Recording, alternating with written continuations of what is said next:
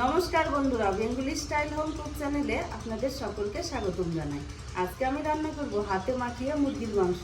তার জন্য কি কি উপকরণ লাগবে, কি কি মশলা বেটে নেব সেটা দেখার জন্য আপনারা পুরো ভিডিওটা দেখতে থাকুন।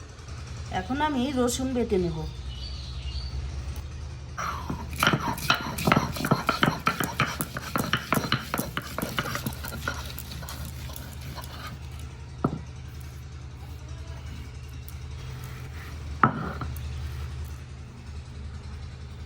একইভাবে আদাও বেটে নেব।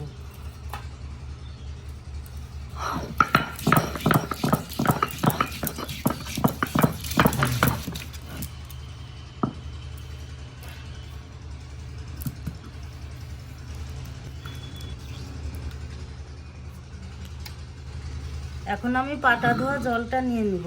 এই জলটা আমি তরকারির ঝোলে ব্যবহার করব। পরিমাপ মতো লবণ দিয়ে লঙ্কা আর পেঁয়াজটা আমি মাখিয়ে নিব।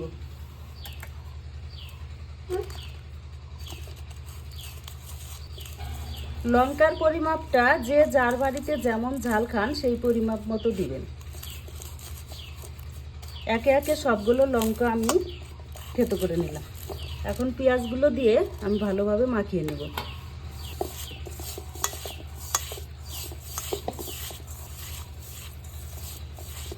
ভালো করে মেখে নেব। যতক্ষণ না পেঁয়াজ থেকে জল বেরিয়ে আসবে ততক্ষণ আমি হাতে ভালো করে মাখিয়ে নেব। এই দেখুন, মাখতে মাখতে পেঁয়াজ থেকে রস বেরিয়ে গেছে। এখন আমি একে একে সব মশলাগুলো দিয়ে দেব। আদা বাটা, রসুন বাটা, হলুদের গুঁড়ো, লঙ্কার গুঁড়ো, জিরের গুঁড়ো, ধনের গুঁড়ো, পরিমাপ মতো তেল। এখনও আবারও একটু হাতে সময় নিয়ে মাখতে হবে যতক্ষণ না মশলা থেকে সুন্দর একটা গন্ধ বেরোচ্ছে। এখন আগে থেকে কেটে রাখা আলু দিয়ে দেব। দিয়ে একটু মাখিয়ে তারপরে আমি পাটা ধোয়া জলটা দিয়ে আমি পাটা ধোয়া জলটা যে রেখেছিলাম সেটা এখন দিয়ে দেব।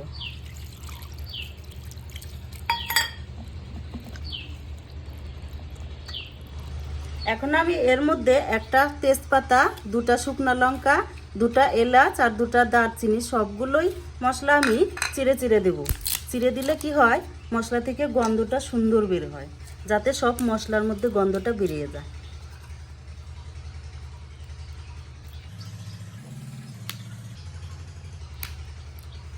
এখন আমি ঢেকে রেখে দিব 10 মিনিটের জন্য।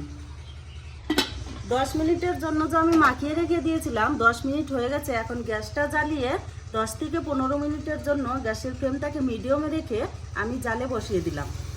10 থেকে 15 মিনিটের জন্য যে ঢেকে দিয়েছিলাম, এবার ঢাকনা খুলে দেখে নিব কতটা হয়ে গেছে। এই যে জল শুকিয়ে গেছে মানেই বোঝা যাবে কষানো প্রায় হয়েই গেছে। এখন নেড়ে চেড়ে দেখে নিব আলু কেটে। যদি আলুটা সেদ্ধ হয়ে যায় তাহলে মনে করুন মাংসও সেদ্ধ হয়ে যায়। আলু সেদ্ধ হয়ে গেছে মানে আপনারা বুঝতে পারবেন এখানে মাংসও সেদ্ধ হয়ে গেছে। এখন আরেকটু নাড়াচাড়া করে কষিয়ে তারপর পরিমাপ মতো ঝোল দিয়ে দেবো। এখন ভালো করে নেড়ে চেড়ে নিব যাতে তলায় লেগে না ধরে।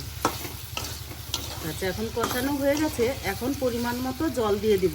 জল তো বেশি ধোয়া যাবে না, মুরগির মাংস সেদ্ধ হতে তো বেশি সময় লাগে না, তাই জলের পরিমাণটা আমি কমই দিব।